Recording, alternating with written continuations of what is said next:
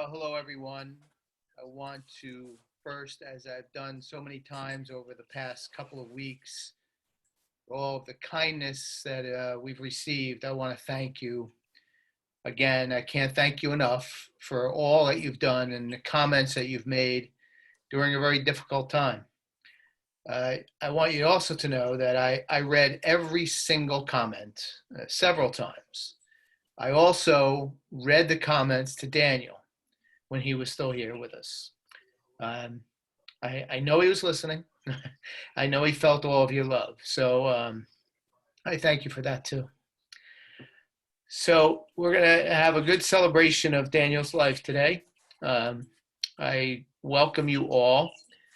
We are on mute now, but I'm going to turn it over to the real boss in charge here, my daughter Jenna, for a little just logistics of the day before we begin. Hi, everybody. So this is the teacher coming out of me a little bit, but we just ask that everyone stays muted, while we're going through the memorial, and there will be a sharing time. And when that opportunity does arise, we just ask that there is a button on the bottom of the screen. If you see your reactions button, there's a way to raise your hand. We just ask that you use that raise hand feature if you would like to speak, so that we can all speak in in some kind of order. And we also ask that we just keep the sharing to a couple minutes, as we want everyone to have an opportunity. But yeah, I would just appreciate if we stayed muted, and then we'll let you know when we're going to get to that sharing part. So thank you very much. Okay. Just take us back to the beginning. On October 3rd of 2011, I was in Fort Worth, Texas. I was giving a keynote presentation to a pet loss organization. While I was there, sitting in my room, because I'm not the most party guy in the world, I was just kind of hanging out in my room prior to the presentation. I kept thinking about this beagle that I knew growing up. He lived a couple doors down from my grandparents. His name was Lucky, and I used to go visit Lucky every Sunday when I was at my grandparents' house. For some reason, this beagle's name kept coming to me, and his picture of him, his image. I didn't know why until I found out why. The reason I found out why was because that was the day that Daniel and 17 other dogs were put into the gas chamber in Florence, Alabama. I found it out on the news as I traveled home. I traveled home the next day because Shelby and I had a presentation in a local school, and I heard it on the news, and I was absolutely, like most people, just blown away with what had happened. Well, little did I know that Daniel would become part of our family. And when he did, I was adamant that I wanted his life to be absolutely paramount as a dog, first and foremost. I wasn't sure whether he would like the limelight and anything that might take place, because I wasn't even sure how popular he would really be.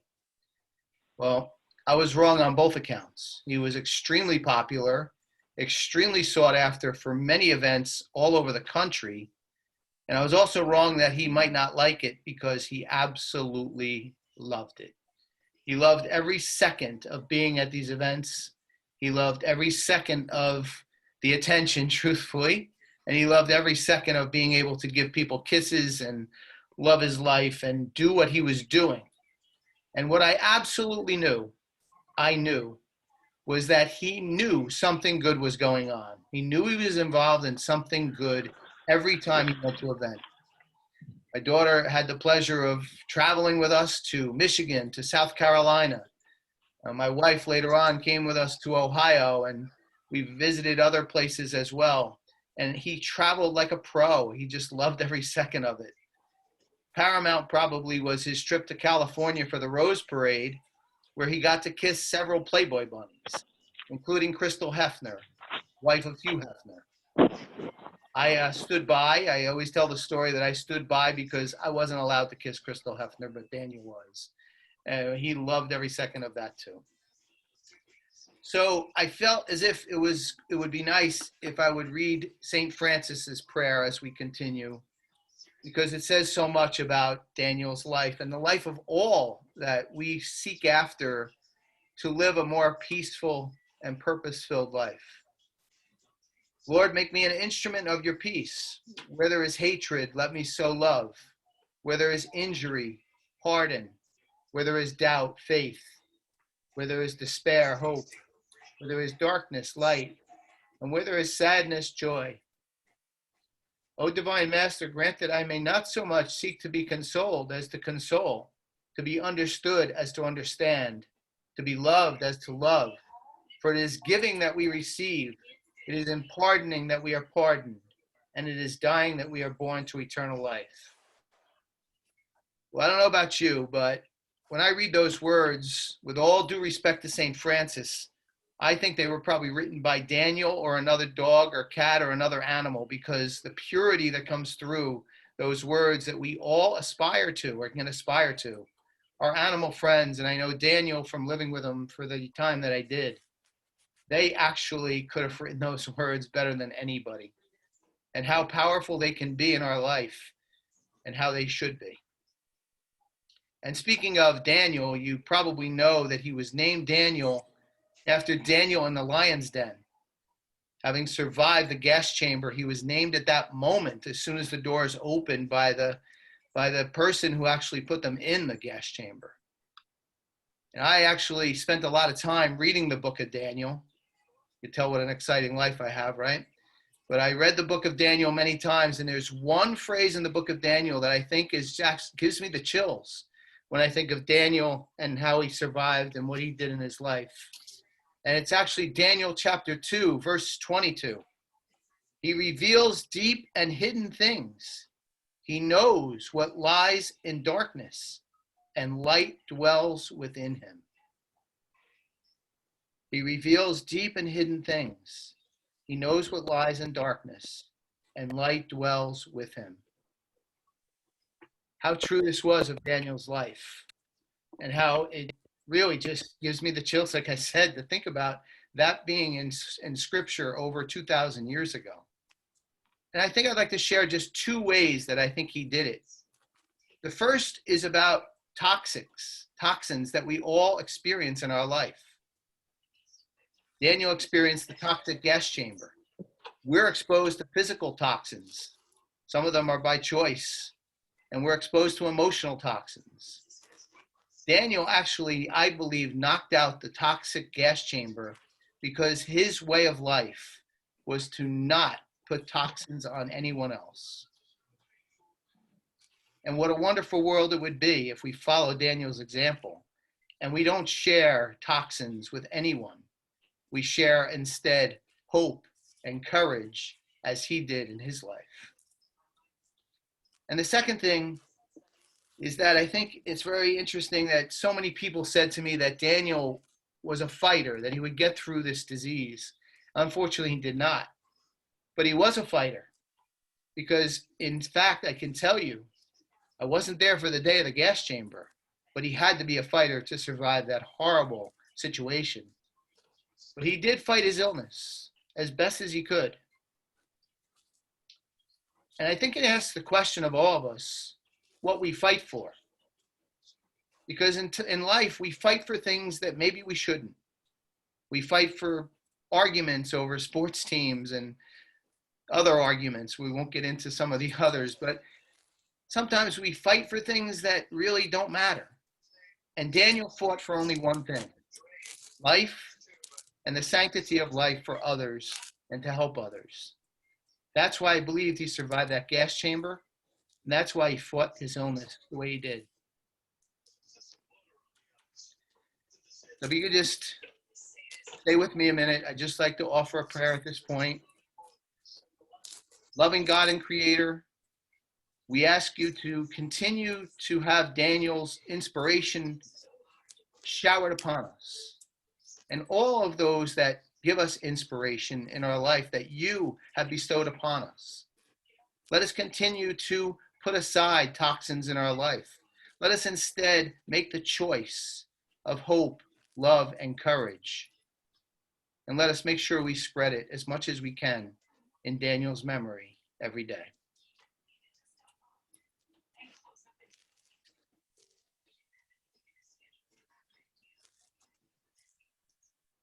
So I think we're going to come to the sharing part right now, but I'd like to share just a story or two about Daniel myself before I turn it over to my wonderful daughter, Jenna, again. But I remember so well when we were at the Rose Parade. It was amazing how his story got out, all out. I mean, it was out everywhere. Everywhere we went, they knew Daniel. And the float that we were on was on the main road there, and we were parked on a little side street. And when we were given them the cue to come out of the RV that we were in, we were having a nice breakfast, by the way, we were told we had to go right to the float and move on and get right on the float so that we could keep everything moving in time.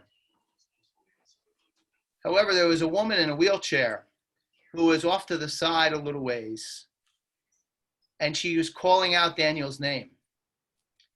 And I'll never forget it because he was on a leash with me, and I was moving as I was instructed to do towards the float, but he pulled me towards this woman, and he jumped up into her lap on the wheelchair that she was sitting in, and he gave her a bunch of kisses.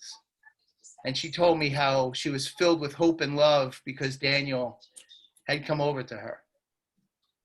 We were then being whisked away onto the float, and I told the people who were doing it, sorry, we're going to be a minute or two late. Daniel made a very important choice today. And I'll never forget that look on that woman's face. I have a picture of it, although not a great picture. But she was absolutely just blown away because she had this opportunity to see him. And as always, he rose to the occasion. Another situation was right when we came back from the Rose Parade. I had gotten a call from somebody not too far where we live here in northern New Jersey, next town actually. She said to me, listen, I'd like you to consider coming to my house if you don't mind. My husband is dying from ALS. He's bedridden, and it would really be wonderful if you could just come by and meet him. We're Beagle people, we always have been, and we'd love to meet Daniel. I couldn't turn that offer down, so I went to the house. Now, Daniel was always very good when he entered somewhere. He would meet the person who was right there in front of him.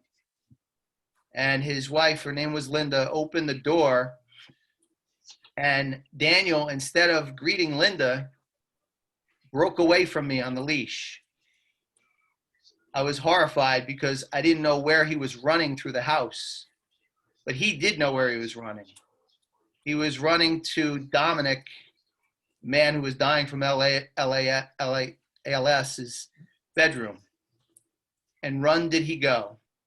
And by the time Linda and I got there, he was already up on the hospital bed, kissing Dominic as much as he possibly could. He knew what he was doing. Many people asked me if I was going to train him to be a therapy dog, and I said, no, I don't think so. I think he's got enough on his plate, but he certainly knew what a therapy dog should do, and he did it on many occasions. And I always used to say that these things that he did, they rippled out. They had this ripple effect. And I would notice from people that he would meet, how they would come back and tell me that it changed their life, that just meeting him and doing all that they were able to do by meeting him just had a positive impact on them, and they spread it to others. And I think that was probably the most powerful and most impactful thing that Daniel did. So I hope that kicks off maybe some stories that you may have, but I'm going to turn it over to Jenna because I know she has something to say as well. And then we could open it up for any kind of sharing that we might want to share with each other. Okay, so I just want to start by telling my story about my puppy. He will always be my puppy, and I will always treasure our trips to South Carolina and Michigan. We became best friends over those trips. And when I would be your babysitter, you would always snuggle with me because normally you would snuggle with Dad. But when it was just me, he would always be my best buddy. He loved my daughter, Alessia, so much, and he was so good with her, even if she accidentally pulled his ear. He will always be my puppy no matter what, and I always will love him forever. So we just ask that you can also share your stories of Daniel. If you don't want to speak, you can put something in the chat box. That is totally okay with us. But just like I mentioned before, if you're able to, there's a reactions button at the bottom of the Zoom, and it allows you to raise your hand. And I think that might make it easier for us to speak in some kind of order. But we also just ask if you could possibly just keep it short, as we're not sure how many people would like to share. But we do encourage you to share because the stories really appreciate it. And if it's a question you have for me or for Jenna, or you could also do that. I'm more than happy to answer any question that you might have about Daniel or anything else.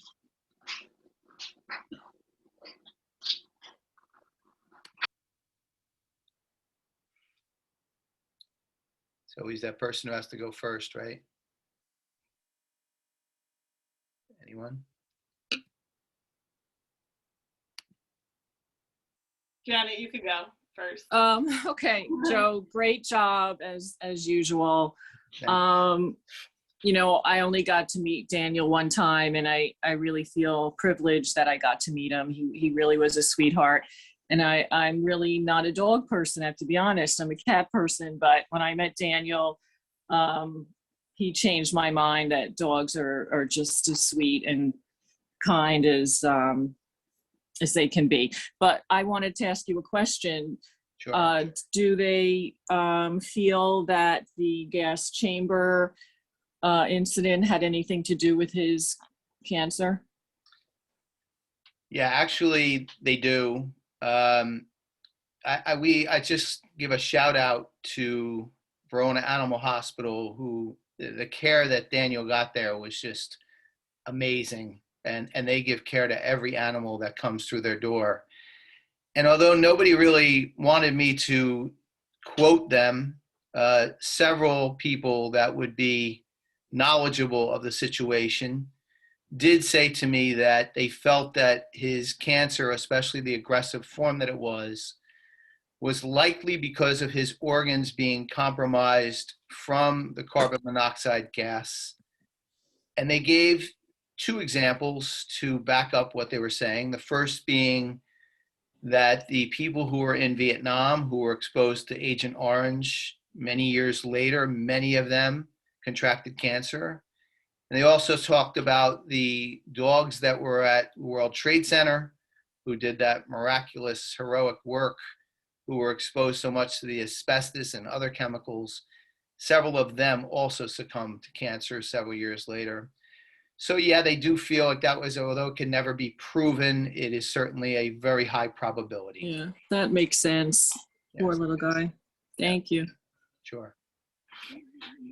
Linda. Linda, You could go next, please. Thank you, Joe and Jenna. sure. I never met Daniel. I wish I had. He sounds like such an intuitive dog. I never knew some of the stories, like the one with the ALS patient, where he just knew intuitively with his heart to run to him and jump up on the hospital bed. And when I think of Daniel, I think of the three words you said: hope, courage, and love. My dog Harley died of cancer 3 years ago, and Joe, you and I spoke. Yep. And I was unable to get a dog after that due to my health. But Junior became like my adopted dog, even though I never met him. And to this day, I think of him a lot, and I smile and I cry all at the same time. And I appreciate you having this memorial. Thank you. Thank you, Linda. And yeah, thank you. Yeah, thank you for coming. Thank you for being here. Lisa. Yeah. Lisa, go ahead. Hey, Lisa. How are you? Hi, Joe and Jenna. Thank you for doing this. I discovered Daniel shortly after getting sober. So I was one of those people that chose toxins quite a bit for a long time. And when I found Daniel, his message just resonated a lot with me, being that I was still, freshly in my sobriety. I'm now 10 years sober.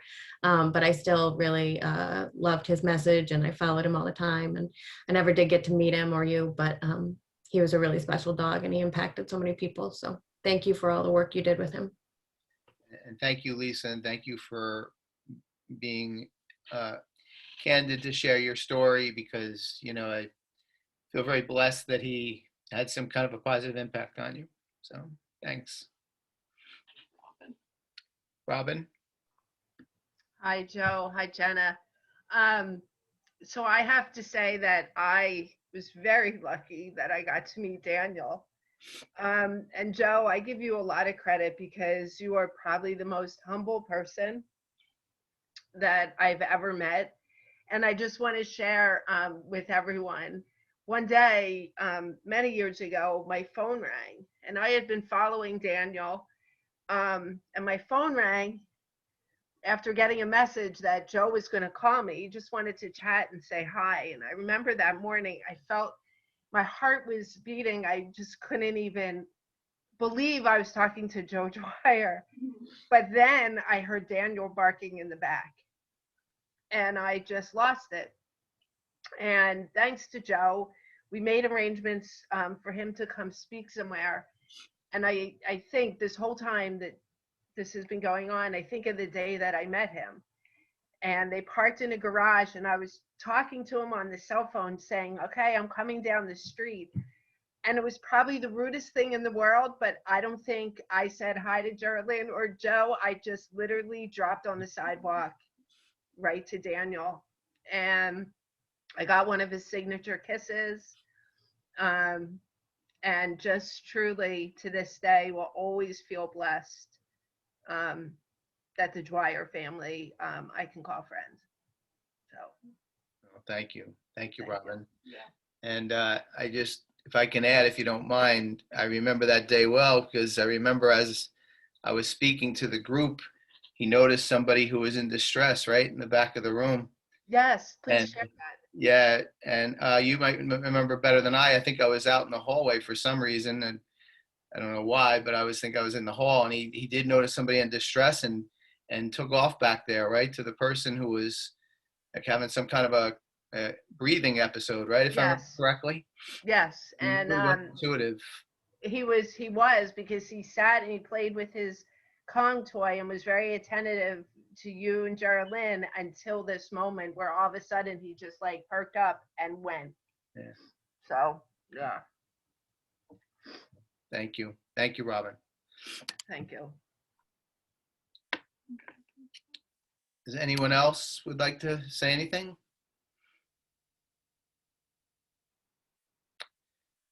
Okay. Well, I want to thank. Oh, go ahead. Mute this. Is this unmuted now? Yes. Yes. Yeah. So, my name is Paul. It says Jennifer because I'm on my wife's computer. I never got to meet Daniel, but I'm always very close to my dogs. And in the, I guess the early 2010s, came across the situation, I guess, in the news, and then sought out Daniel, further, through Facebook, and then I've been following along ever since. I'm very sorry that he's passed. It turned out he actually had the same type of cancer and what happened as my dog Toots that I had at the time when he was doing the gas chamber thing. I had since gotten other dogs. It's a full house here, but it was always inspirational to wake up and just do my little hangout and just scroll on Facebook for a little while and see his picture come up and read the little message. And it was a positive moment. And even through bad days and crazy stuff going on and jobs, and it was a positive moment all the time. It was always a positive impact. And I miss it not being there now. and it's very noticeable that it's not there now. I was definitely looking forward to this day to hear everyone else's ideas about Daniel and hear you, Joe, speak. But I want to thank you guys for doing what you do and being so positive and bringing Daniel to all of our lives. Because whoever's on this Zoom meeting and any others, and I'm sure there are people that wanted to be here that couldn't make it. Like you guys have reached pretty far. I'm from New York. I'm in North Carolina now, but you guys have reached all over the place, and he was definitely a very positive impact for animal lovers and hurt people and all kinds of stuff going on all over. So thank you for sharing Daniel with us, because if it wasn't for you, Joe, we wouldn't have even known past the news article and, shed a few tears, and that was it. It turned into a positive thing. So thank you for that. Well, thank you. I appreciate those words, Paul. I really do. It's nice to put a face with the Facebook, sometimes for several people, but you too, Paul, from seeing you on there. And I appreciate those comments. I am going to keep his page going. I think there's enough memories that I can continue to share, because I think there is value to it from all that he has to inspire us with. So I promise I'll be back. It's been a little hard lately, but I will be back on his page and I will keep it active. I will do that. And you just made me remember, Paul, something that maybe everybody would like to know. When Daniel survived, there were about 28 states that were still using the gas chamber. And I always say that, we didn't do it. We just were I used to call us the closer out of the bullpen that used to go to the events in that state where a lot of rescue people did some really amazing work, contacting the legislators and doing what they could do. And if it was a phone call from me to tell Daniel's story or whatever it was, a visit that we visited that state, we were just the ones that went in and tried to help at the end. And it really did have an impact, because when he passed away, actually, Ohio, that day, the day he passed, signed into law to stop using the gas chamber. And now there's only 3 states left. 3 states left. And it's such a credit to his story. And he was meant to live for many reasons, and that was only one of them. It was the one that caught the most news attention, but there was many other reasons that he survived. But to think that 3 states are only left, and one thing I'd like to do, I'll speak at the end about keeping his memory going, but I'd like to take on those 3 states and say that we took the whole country. That would be a wonderful testimony to him. So, okay. I can't read your name. I'm sorry, Anushka. That's perfect. Thank you. Okay. You talked about the ripple and going far, and the previous speaker said that as well. I'm joining you from the Netherlands, and I'm sure your ripple of kindness and everything that Daniel did went all over the world. I'm very emotional saying this, but he made me very aware of gas chambers and how animals are treated in general. And it inspired me and activated me to help. And I just little part of ending a gas chamber in Shelby, North Carolina, and helping dogs all over, and just becoming more consciously, living more consciously, and being aware of the choices you make, what kind of impact that has on animals all over. From, it's dogs, it's cats, it's being aware of the kind of sugar I buy or the products. Is it going to get the rainforest? Is it going to stop the rainforest in Borneo and killing orangutans? It's really wide. So thank you and bless you. I've followed you for a long time, and the ripple will go on. No, it sure will. Thank you thank you for sharing that. And, please keep following us because we want to keep Daniel's memory alive for forever. Yeah, all the good cannot stop. It won't stop. I promise. Thank you. Brilliant. Anyone else? Thank you so much for sharing. And we're also reading some of the messages in the chat. Those are amazing. And we'll save those moving forward too. But if anyone else wants to share, you're more than welcome to. This has been great. So. Very nice. Anyone else? No? Okay. Can you remind me, Robin, what the 3 states are? Oh, yes. There's a question. The 3 states are Utah, Wyoming, and Missouri are the only 3 states left that legally use the gas chamber. So we are going to find a way in what I'm calling Daniel's dream to keep that alive and take them out somehow. We'll figure out something.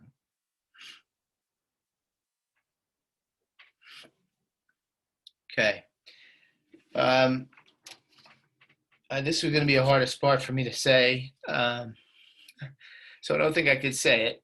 I used to say something to him every day. I used to ask him, hey, Daniel, do you know that I love you? And then he used to look at me like I was crazy. And I say, that's a stupid question. The real question is, how much do I love you, buddy? And I can't tell you because I don't know. I used to say that to all our dogs, but I used to say that to him.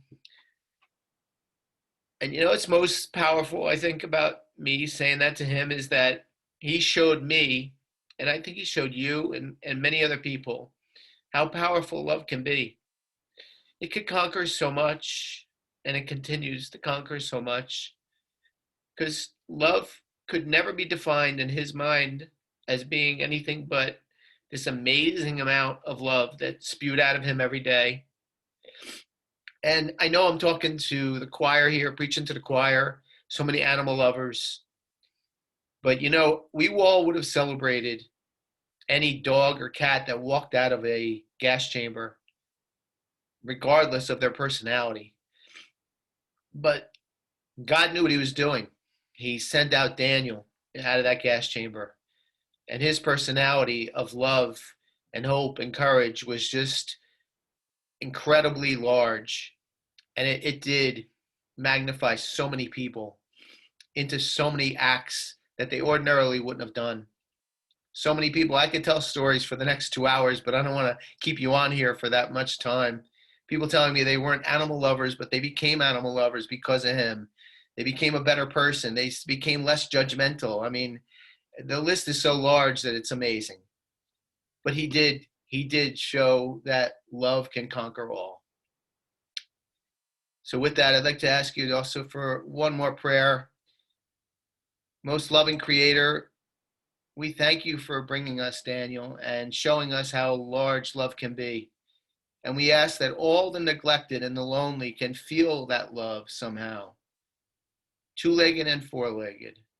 And for all gathered here today on this call, we thank you for bringing us together. And we ask for blessings upon their loved ones, that they be kept in good health and good spirits always, and have nothing but the best. For as we share unconditional love, that's the greatest gift of all. So as I close, I have been saying that I am going to keep Daniel's memory alive, and I will. If you run a rescue or you know somebody that runs a rescue, please have them contact me. I have some ideas that I'd like to run by them, that we can help them do the amazing work they do day in and day out. We had our own rescue for about 6 years, and I was so touched with the lives that we saved and the lives that we enhanced. And it was so much enjoyable. But I know people have been doing it for a whole lot longer. They do it in a whole lot more difficult situation. And I have ways that I think I might be able to help them in Daniel's memory. So if you know anybody, please have them contact me. I would appreciate it. And with that, I would just again like to say thank you. We are going to be back here tomorrow for another, I figured I'd do 2 sessions. So if you could make one, you can make the other. We'll be back here tomorrow at 6:30 p.m. Eastern time. And I want to thank you again. I can't say enough. I mean, when that little crazy beagle came into this house and made the 5th dog, I had no idea what was going to happen. What happened has been nothing short of a blessing that I didn't think I was deserving of, and anybody would be. But he did it for us. He did it for all of us. He brought, just look at this group together and the people he brought together. It's just, it is a miracle, and a miracle that will live on. So thank you again. I thought I'd get through this without a few tears, but that was kind of silly on my part, wasn't it? So We are recording this too, and we're Yeah. going to post it because I know some people wanted to come but couldn't make it. So we'll be posting this on Facebook. So we appreciate everyone coming so much and sharing. So thank you so much again, everyone. Take care. Thank you. We won't go away forever, I promise. Take care.